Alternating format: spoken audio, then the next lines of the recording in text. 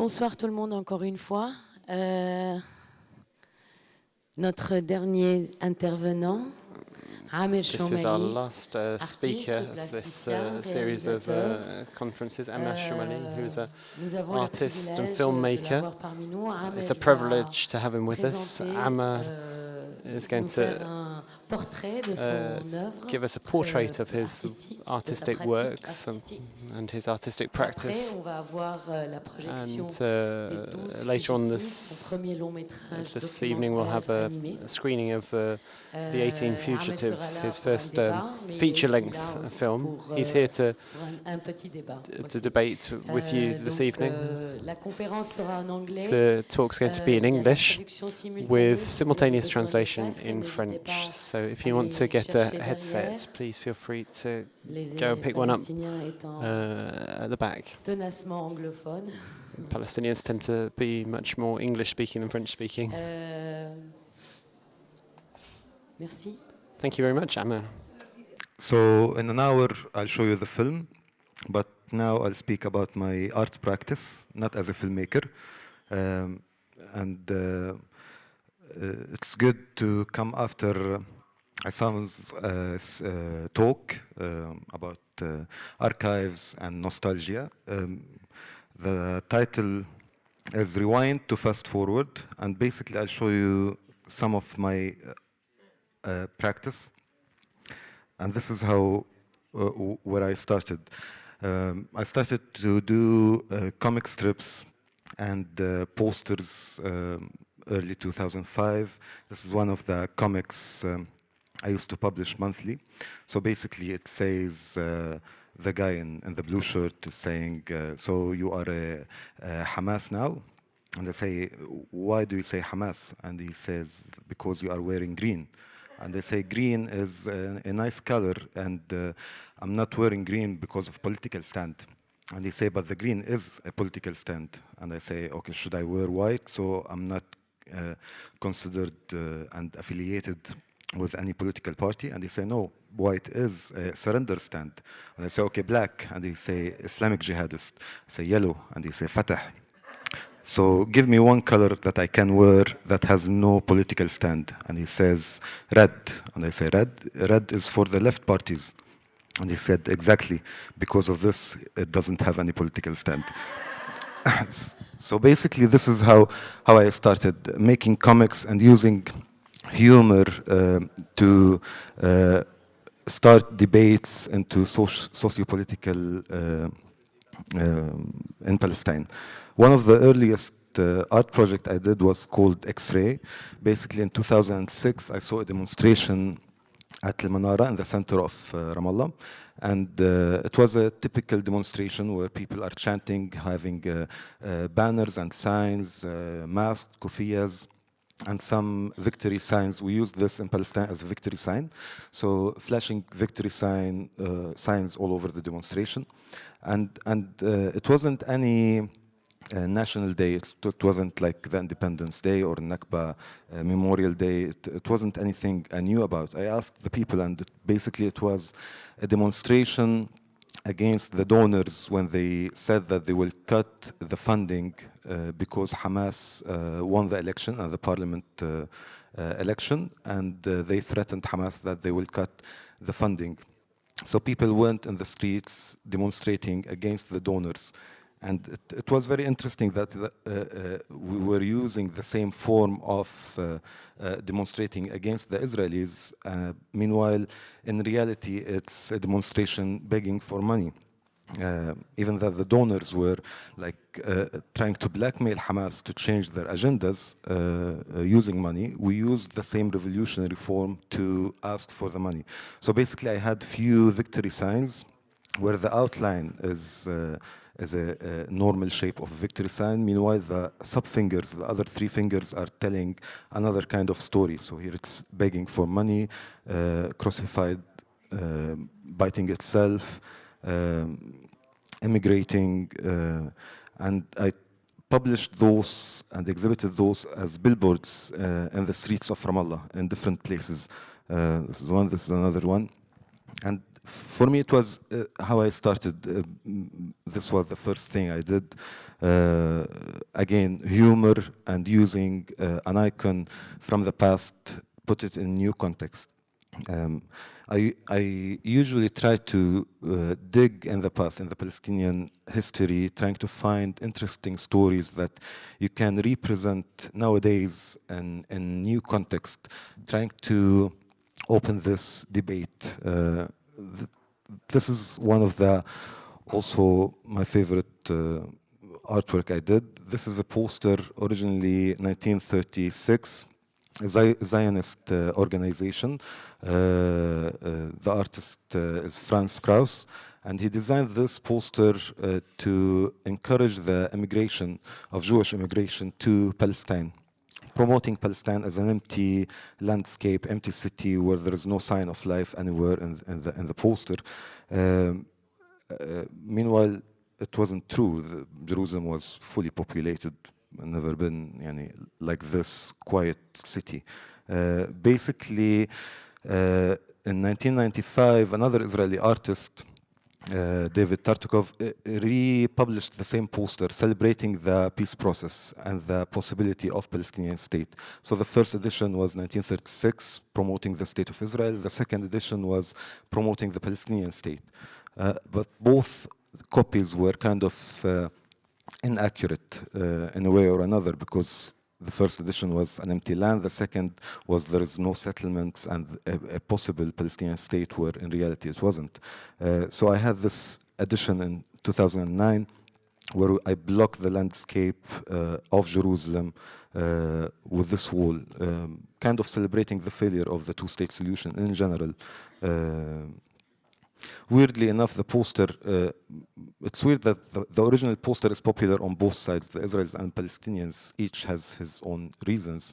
For them, it's a famous, very important Israeli artist, and for us, it's a statement that it's Palestine. Many people don't know that it's a Zionist poster, and it's sold in both shops as a souvenir from Palestine. This one became kind of also popular poster in Jerusalem. You can see it on many T-shirts and bags and posters all over.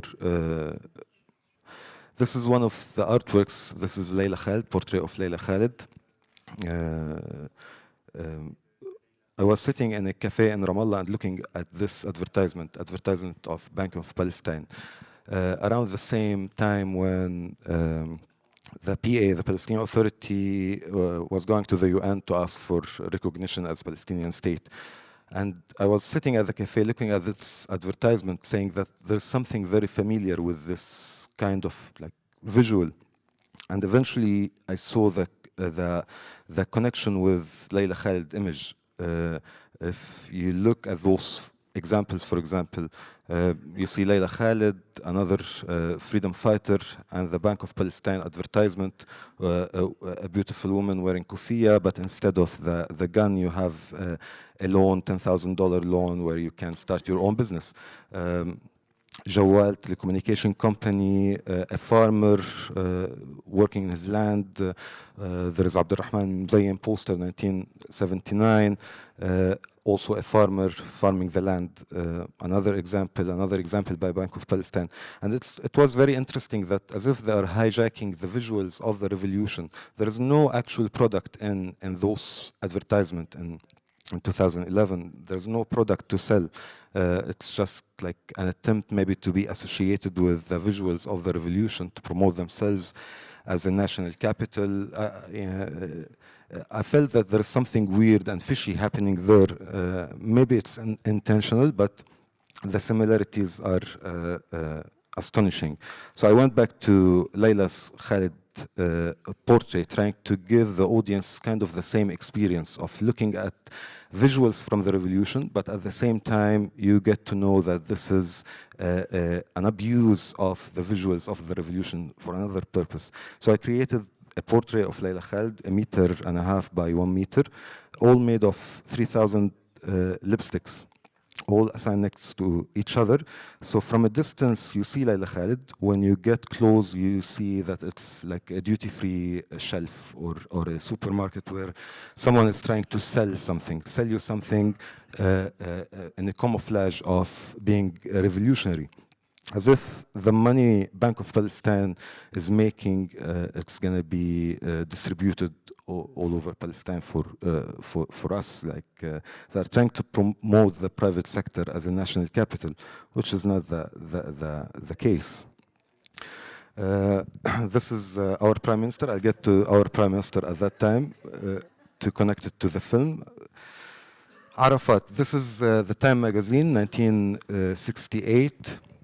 This is the first time Arafat appeared on the Time magazine cover. 1968, they brought a Mexican artist who was specialized in painting and designing posters for thrill movies, and they asked him to paint Arafat.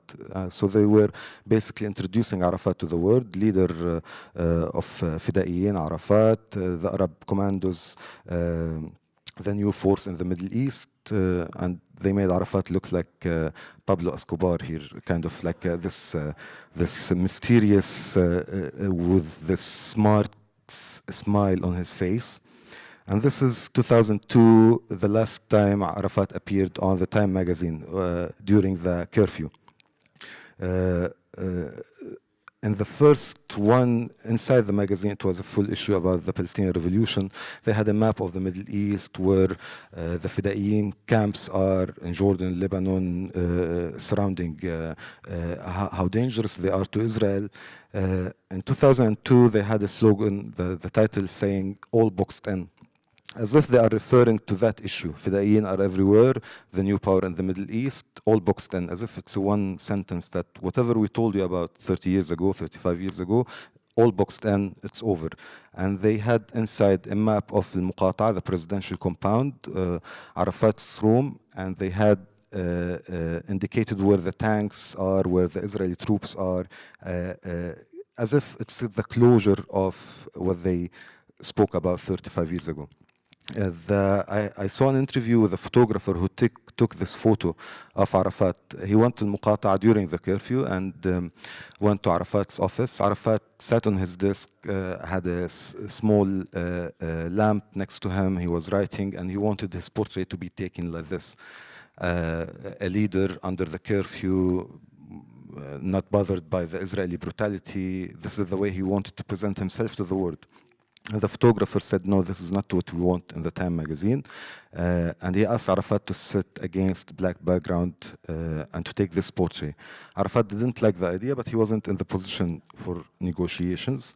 And that was the last image of Arafat, defeated, broken, like especially if you compare it to this. Look at this energetic Arafat, and this is Arafat 2002. As if the lifetime of the Palestinian revolution was in between those two Times magazine cover. So I had this artwork called Between Two Times. I brought a kufiya, the Palestinian scarf, an edition that looks like Arafat's kufiya, and I unthreaded the threads. So I took the threads out of the kufiya, creating the face of Arafat. The first one and the second one, the construction and the deconstruction of the Palestinian image, the Palestinian revolution. Talking about how Arafat wanted always to be central in the Palestinian revolution and the Palestinian visuals, regardless of what will the price be. This is an image, a photo taken a few days before Sabra and Shatila, of a family after Arafat left Beirut 1982, 1983. A photographer took some photos in Beirut of refugees holding a portrait of Arafat. And it was very, very interesting timing because Arafat has just left Beirut and those refugees are left alone to face the massacre in a few days. But they were still holding a portrait of Arafat because when he left, one of the last things he said that when they asked him, "Where are you going?" he said, "Back to Palestine." So refugees hold a portrait of Arafat. At that time, I used to live in Yarmouk refugee camp. And like other refugees, we always were betting on the PLO and Arafat that they will bring us back to to Palestine, and the photographer told me that he's not sure if any of those survived because they were very close to where the massacre happened. So this is another image of a young Palestinian holding a portrait of Arafat.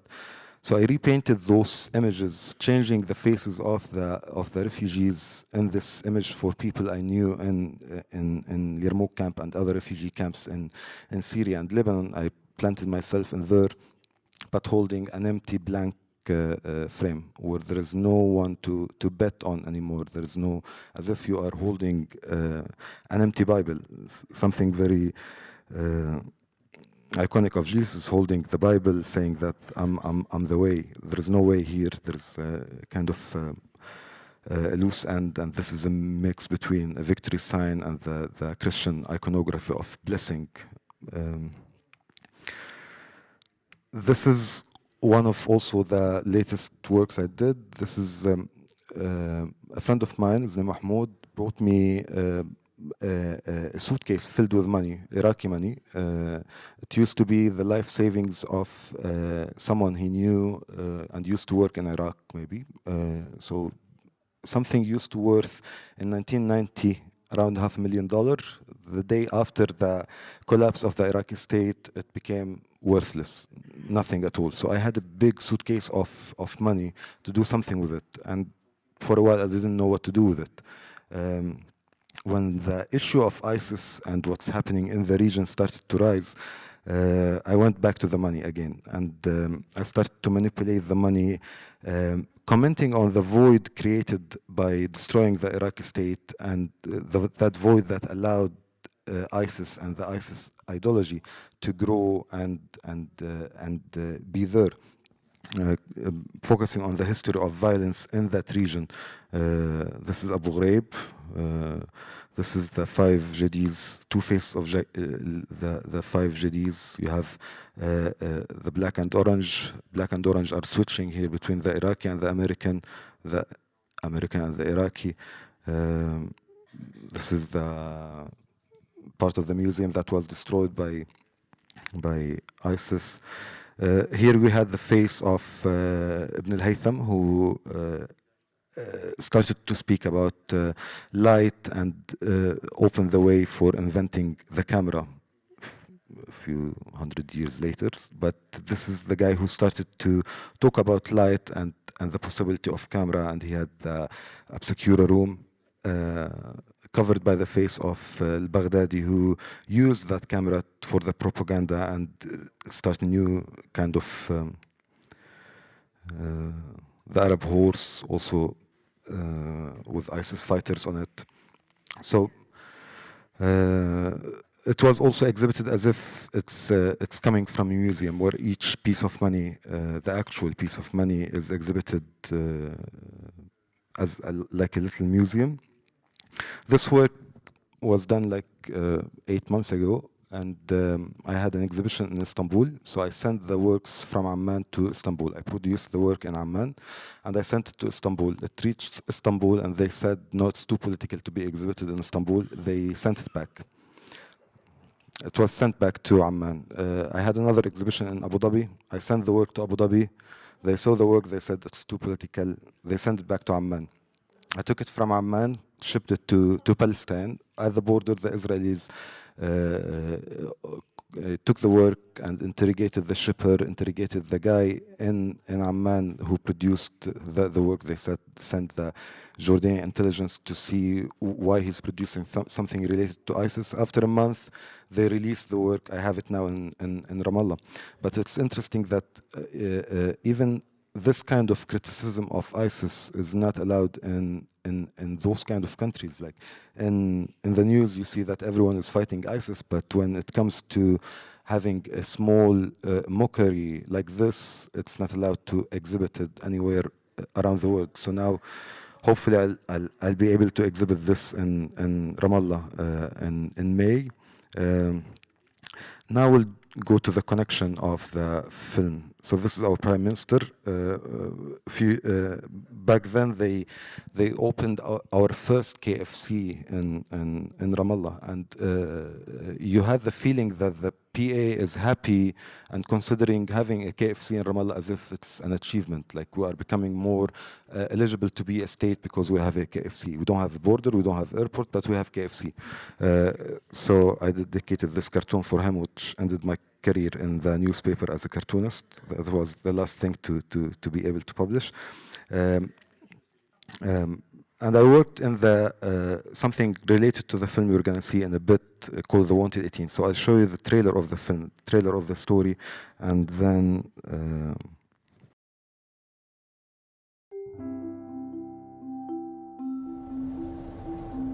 Early 1988, a Bet Sahur cow truck drove to an Israeli kibbutz.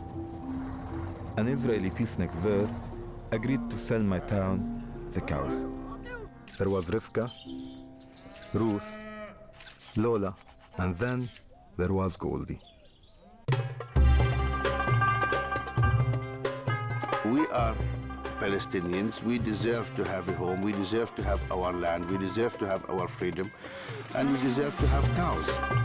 For me, as a teenager at that time, it was about the fun and about, proving that we can stop Israeli cars and vans and products coming into our city.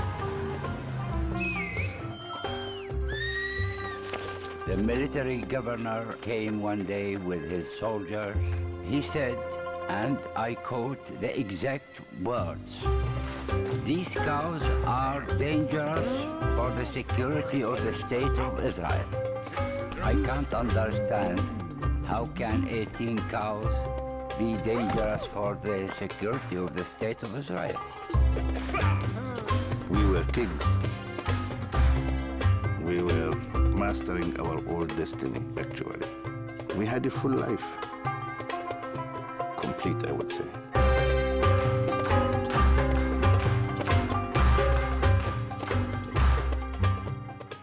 This is the film you're gonna watch in a bit. In French, yeah, in French. So I had a cow. Before being able to make the film, we had many problems in financing the film for different political reasons. We had the money from CNC in France. Then they said, no, you can't make the film. You are Palestinian. You need to get a French filmmaker to make the film. Palestine is not recognized state, and this is governmental money. It should be only spent on a French or Canadian. So we said no. The whole finance of the film collapsed. And I loved the story. I wanted to tell the story in a way or another. So I had a cow, sculpture of a cow in 3D, sitting like in the Renaissance period, sliced it into layers, and created an actual life-size cow made all of little wooden cubes, 58,000 wooden cubes to create a life-size cow, all as if it's a pixelated cow. From when you look at the cow, you feel it's pixelated in the sense of like it was trying to upload. The Intifada was trying to load fully, but the internet got disconnected, and it stayed pixelated, unclear cow. At the same time, it's like a construction, a cumulative structure where many people gathered together to shape this Intifada. So this is briefly the things I do. Again, after Assam talking about the archives and the past and nostalgia, usually in my work I try to go to the past to pick a story without being nostalgic, but being critical of the present, taking a story, put it in a different context so people can start to make their own comparisons to the past and the possibilities of the future. And we can start that discussion if, yeah.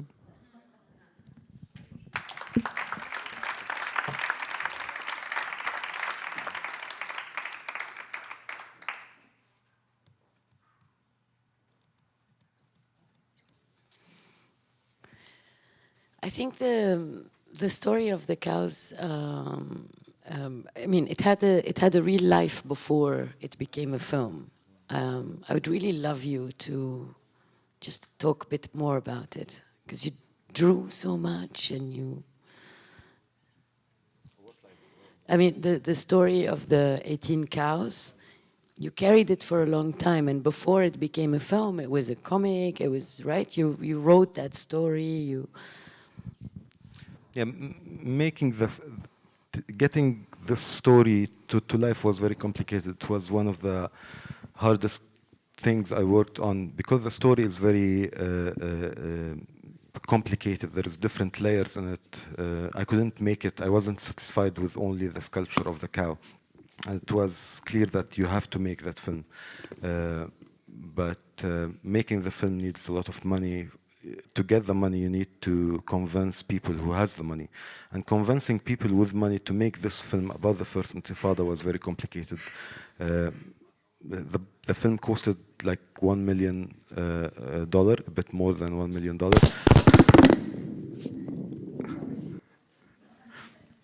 And that was kind of the reaction whenever we asked for a penny from any Palestinian businessman or agency. They will just drop the mic and run away.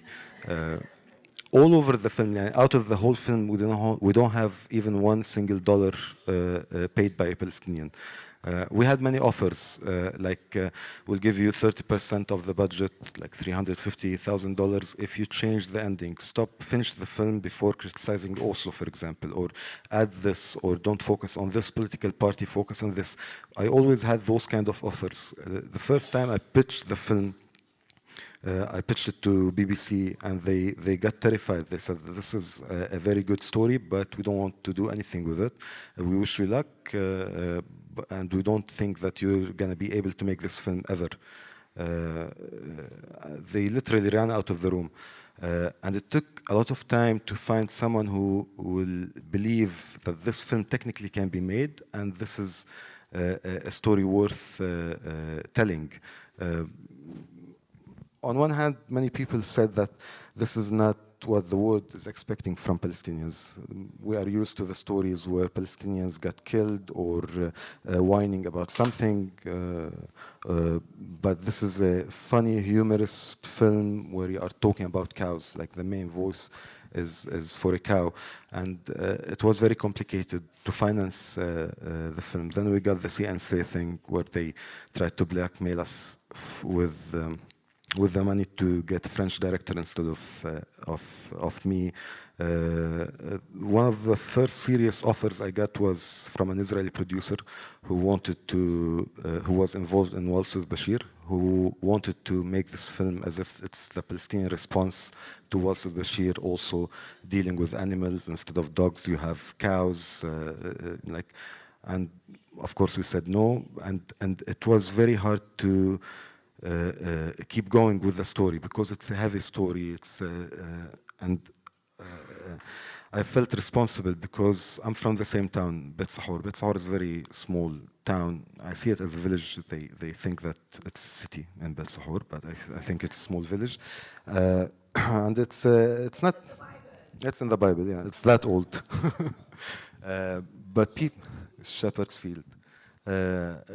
But I would be held accountable in front of my family and my neighbors and my friends if I made a film that does not represent them. So I couldn't make any little compromise because they will be watching me across the street. At the end, we managed to get a bit lower budget than what we were aiming for, with also a Canadian co-director. And we managed to make the film. We managed also to make an interactive graphic novel on iPad. We managed to print a small comic book about it. And we've been touring with the film all over the world, starting from Toronto Film Festival, where Russia had our world premiere in Toronto. And after that, we've been touring the world. The film was released in 2014. Up till now, we at least have 3 screenings every week. And I lost control on the film long time ago. Like, I keep meeting people here saying that we saw your film in Brazil, in Argentina, and I have no idea about all of this. And I'm happy that this is the way the film is being treated as a document Palestinians can use to tell a story about Palestine.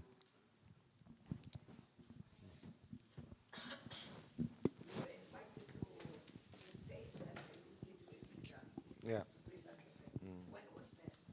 2016, I think, 2016. It took a while, then I managed to get the visa. But that incident gave us a lot of publicity in the US, so we had a sold-out house for a month. We couldn't manage to get a PR to promote the film around the world. And honestly, the best one who helped in promoting this film was Mary Rejef, the Israeli Minister of Culture, because whenever she spoke about the film and trying to shut it down, people want to see it more. And I sent her like an offer if she wants to work with us as our PR, just keep talking about the film, keep trying to shut it down. Whenever we want to screen the film and she speak about it, like we get a full house. So I want to thank her for her stupidity. Yeah.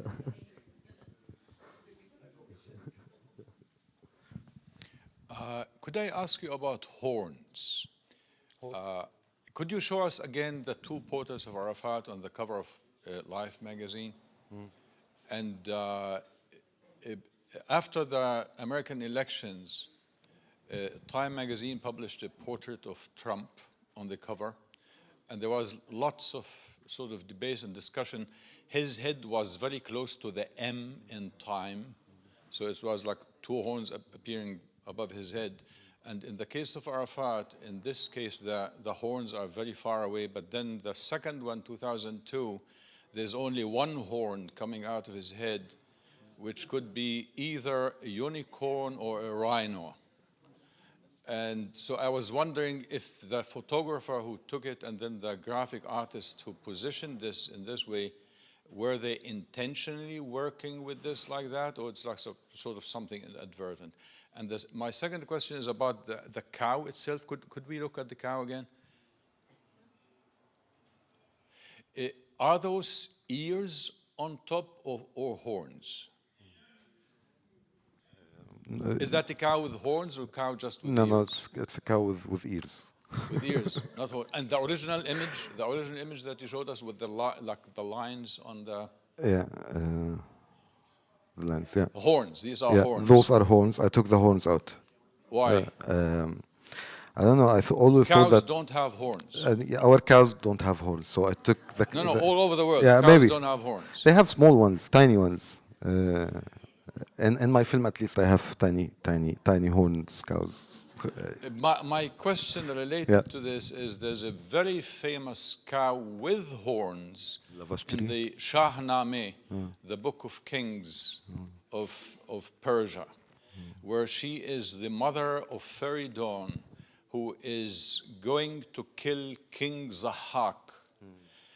And the Magi serving at the court of the king know that 3 years before Feridun is born. And then they alert the king to that possibility. And then it's a very long story, but it's very interesting in this sort of context that the king, in order to prevent the future killing, kills the sacred cow Barmaye, who was the nurse of Feridun. And it's very similar to the killing of the innocent children of Bethlehem in the New Testament. And then what happens afterwards is like when Feridun is 17, he asks a blacksmith to make a weapon similar to the head of his mother's image with the two horns, and he puts it on top of a very long stick, and this is the weapon he uses to kill the king in revenge. Interesting. And my other comment is that I loved what you did with Ibn al-Haytham. My sort of take on that may be just like to give you a suggestion, since you mentioned the camera obscura the dark chamber that is the precursor of the camera afterwards, what happens in the camera obscura is that the image that's reflected on the wall inside the dark room is actually upside down. So maybe flip the head of this guy. I should start sending you my artworks before publishing it. I love your feedback.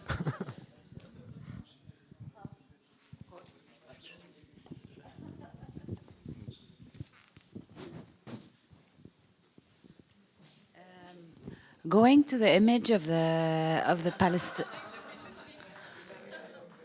Palestinian family in the camp, I love this image, and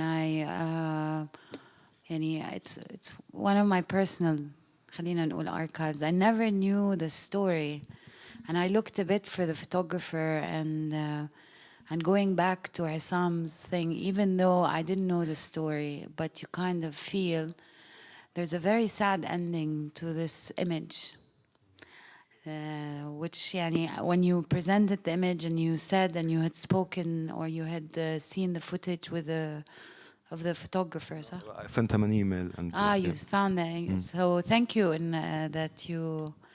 But it's amazing how images sometimes, going back to Issam's comments, even sometimes when you don't know, they carry a certain feeling. And also with the Time magazine, it's amazing for me how the opposite in journalism, what it can do. Because the first thing when I looked at the image of Yasser, the last image of Yasser Arafat, I'm wondering, the first question is, how did he accept for that image to be taken of him? And you just wonder how the photographer totally manipulated that moment to create that image. And it's amazing, those two images. Thank you. Thank you.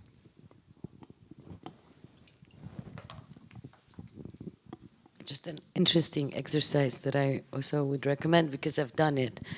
It's not just about the images of Arafat, but also the images of Bin Laden and this notion of a terrorist, of an Arab terrorist.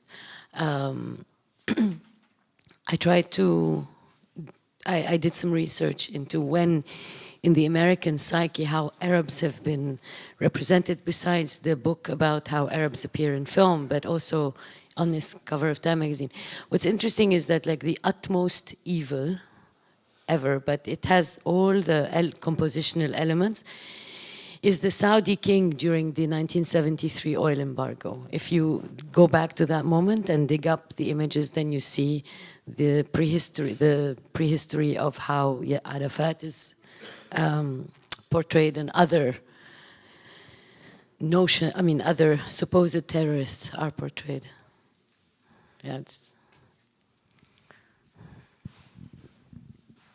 Is there any other example of a movie that done like this, of a mixture of drawing and animated drawing and documentary?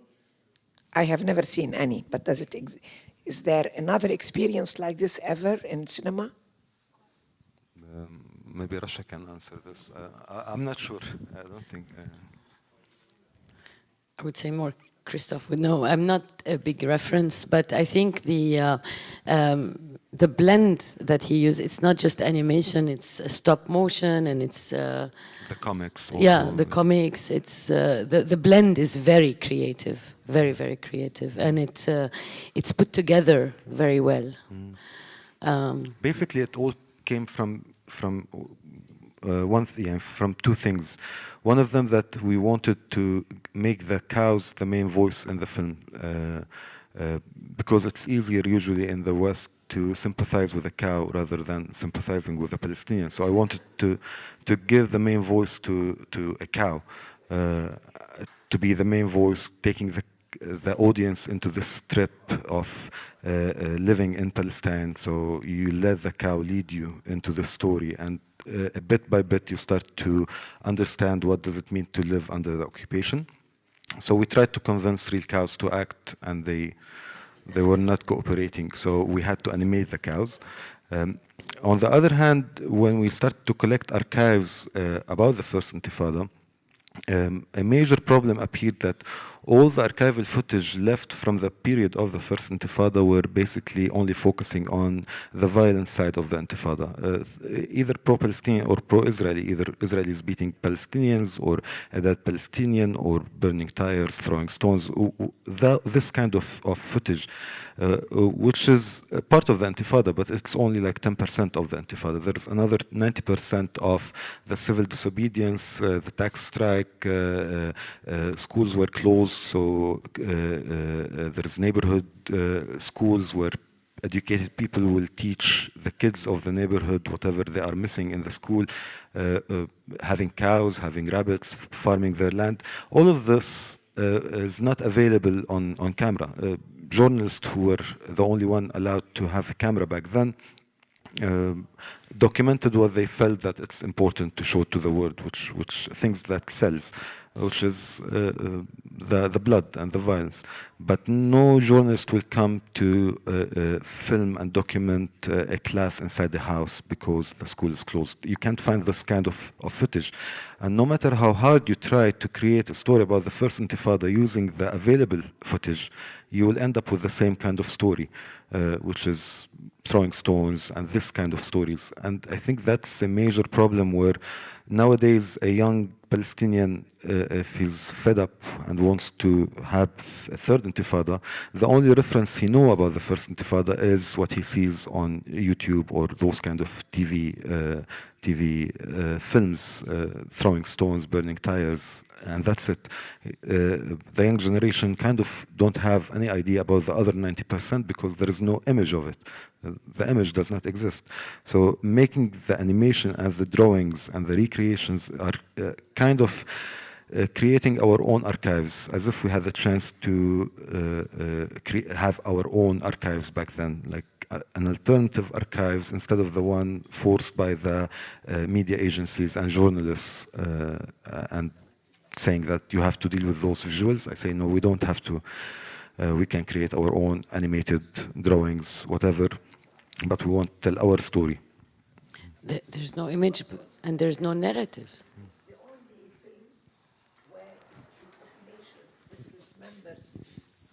The other thing, which in my personal opinion is very interesting, is that on the Intifada, it's the only other film where the protagonist, because you were not there in 87, but they were there, and they tell their own version of the Intifada, which is not the version of the media, neither the Palestinian media nor the Inter.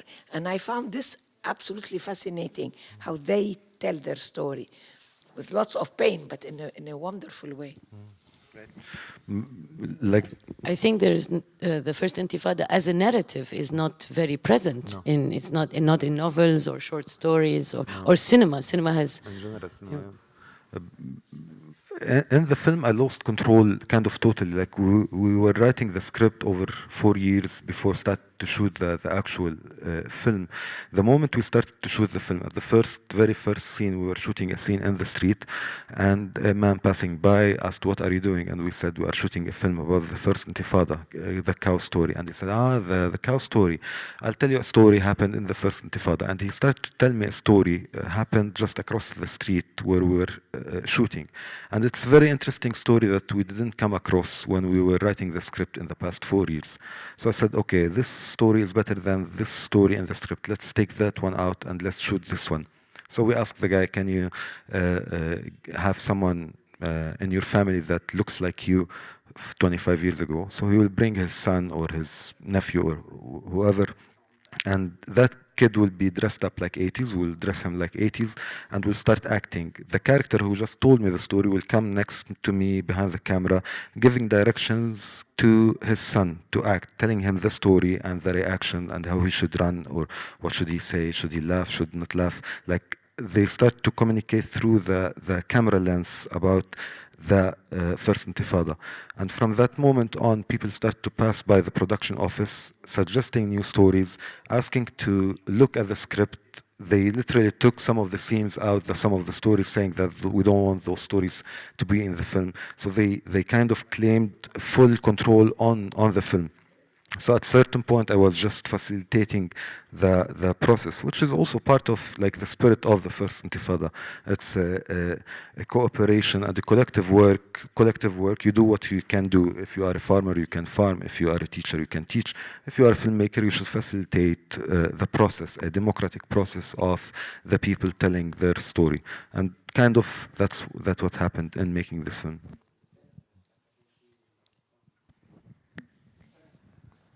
C'est une très bonne note pour finir. This is a great moment to conclude your talk and invite people to watch the film to the cinemas. Thank you so much, Amer. Thank you.